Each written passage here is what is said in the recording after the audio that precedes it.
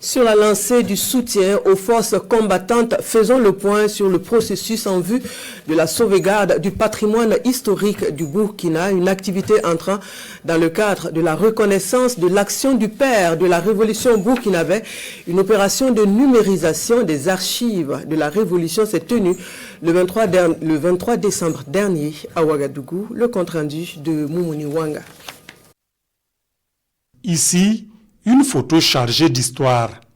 Le capitaine Thomas Sankara entouré de collaborateurs lors d'un déplacement à Gawa.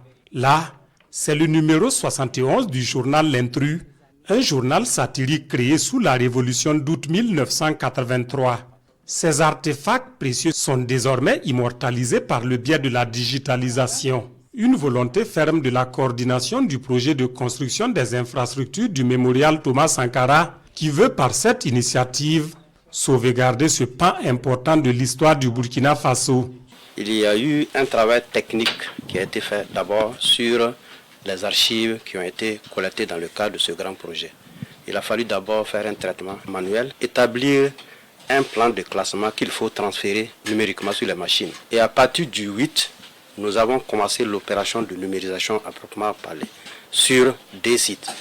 Ici, et puis à la RTB à travers le service d'archives de la télévision.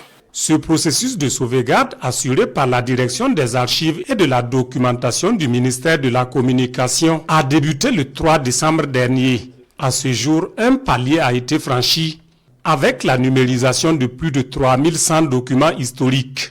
Nous saisissons donc cette occasion pour encourager et féliciter cette équipe-là qui a fait ce travail et inviter justement les autres détenteurs d'archives et d'artefacts, ceux qui en ont encore par devers eux, et qu'ils peuvent nous faire confiance et nous allons les aider à mieux conserver leurs archives en les numérisant et en les mettant à la disposition de l'ensemble de la population, étudiants, chercheurs, professeurs, tout historien, toute personne désireuse de s'abreuver donc de ce patrimoine historique donc de notre pays. Cette numérisation fait suite à une collecte d'artefacts de la Révolution démocratique et populaire et du président Thomas Sankara. Elle permet de sauvegarder journaux, photos et archives audiovisuelles pour la future bibliothèque du mémorial, tout en restituant les originaux aux propriétaires qui souhaitent les conserver.